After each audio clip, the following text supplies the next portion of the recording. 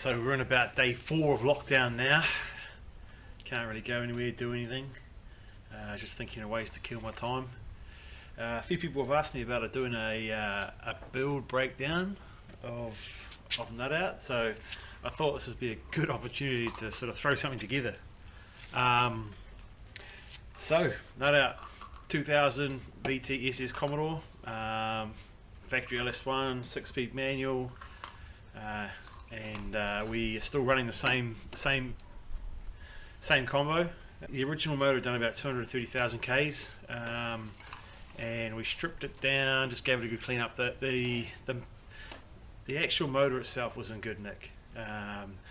We got it all cleaned up. Yeah, so stock bottom end. We've got ARP fasteners throughout the whole motor. We've got race bearings in it.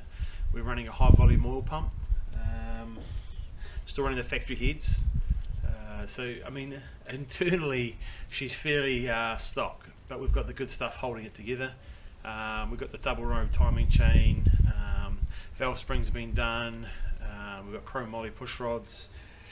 Yeah, I mean, the LS itself is pretty bulletproof. I mean, I can't even explain how much punishment this thing's had since I've owned it, and it's, you know, it's still good nick.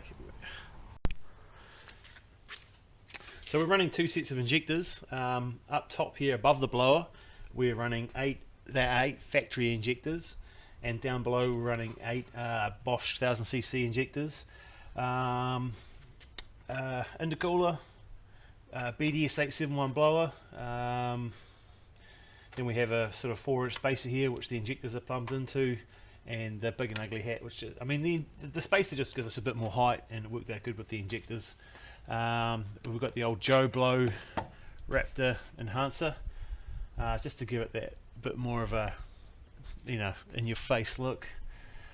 What else? We've got a custom radiator. A1 Cooling in Christchurch built us up that.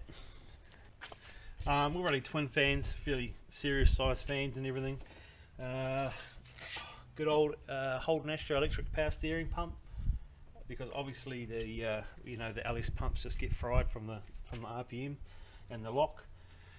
We got a Davis Craig electric water pump on the front. We also got one on the back that runs from an ice tank in the boot through to the intercooler, to keep those intake temps down. Yeah, I mean, all braided lines and hoses throughout. So one of the differences about, you know, sort of my car from other VTs is that I've always sort of run this drag wing at the back. This is the second version. So Drift and Drag Wings, looked them up on Facebook. Good dude. So they made my original one, which was on the car for about 2 years, and then when I went to Summonats 33 I smashed it off. So they actually built me up this new one, and it's pretty cool, better than my last one. And he's even sort of embossed the old number plate in there, which is pretty cool. Just those nice little touches, custom touches. Okay, so in the boot, alright, she's a bit of a mess. I mean, it's a burnout car, not a show car, so don't punish me for that. So I don't know if you can see that. So this tank here, so that's an ice tank. So usually put about a couple bags of ice in here before we head out for a bit of a skid session. That runs through the blower, and keeps those intake temps down. You know, keep everything cooler. Fuel cell, pretty simple. And over here, it's got a fuel pump, surge tank, filters, all that kind of stuff. Back here there's the old another electric water pump which circulates the water from that. Okay, so steering wise, as I said before, we've got the Astro electric steering pump.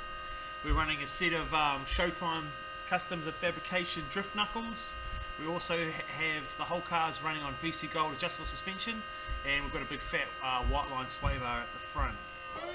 So usually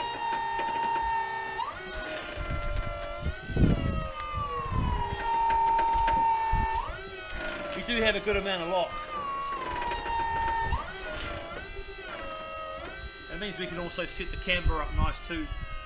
Give us a bit of a fat stance.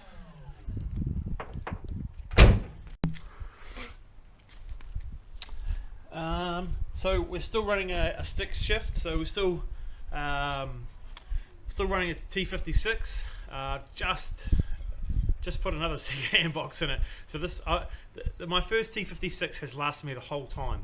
Now it's only just lost the synchros going to the third gear a couple of weeks ago, so we just put another second hand box in there.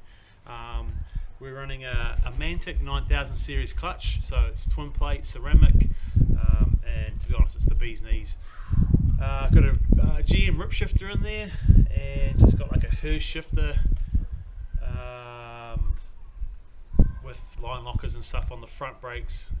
Yeah, so we run front brakes. So with the pedal works the front brake, and the rear brakes we still have, but it's hooked up to my hydro handbrake, so it's still there should I need it. I hate not having rear brakes because I don't just do burnouts, I like to do driving events and stuff like that as well, so at least I've still got the option of, you know, using the rear brakes. People ask me about my wheels quite a bit. So they're like a 18x9 all round. I can't really tell you much more than that. They were just like a cheap Chinese knockoff that we used to backfill a container coming from China. So yeah, but they're different than what other people run, so I was keen as, and I just got some wild centre caps put in there, so yeah.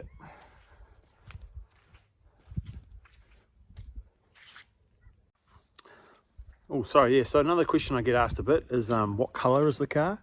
So the colour is DNA El Nino Candy. Yeah, or Ranger, as I like to say, the Ranger door. We do run a, you can't really tell, so we run a half cage in here as well. So Kaizen Works built us that, did a good job. It's, you know, when we started getting a bit more serious, doing a bit more track stuff and all that kind of stuff, it's just the whole safety point of thing. Yeah, and it's stiffened the whole car right up. It's fucking brilliant. I don't know if you can see in there, but we're running a Link Storm for our engine management system. Another good Kiwi company.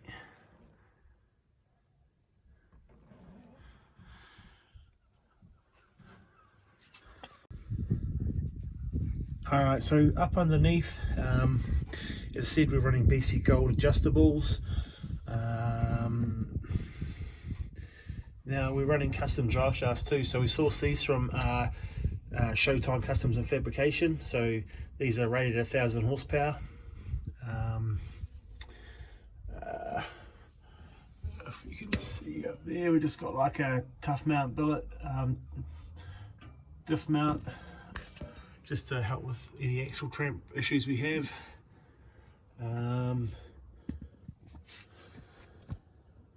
Also, we're running a one-piece drive shaft, custom drive shaft, obviously built to withstand a bit of power as well. Yeah, custom exhaust. Well, every exhaust is custom, isn't it? But so basically we're running 3.5-inch headers down into a couple of mufflers, and then out straight out the back. So if you can see, we use this flexi pipe. Just makes it nice and easy to join the pipes at the back, and we go into a 4-inch out the back, 4-inch tailpipe. As you can see, everything underneath this car gets an absolute hammering just because it's so low. Ugh. Well, that's all I can really think of. If you want to know anything more about the car, drop us a comment down below. Yeah, flick us a sub, flick us a share, flick us a like. We're going to try and keep doing a bit more content, not just on my car, but also on other cars. Also probably do one on my Falcon soon. Yeah, cool. Catch ya.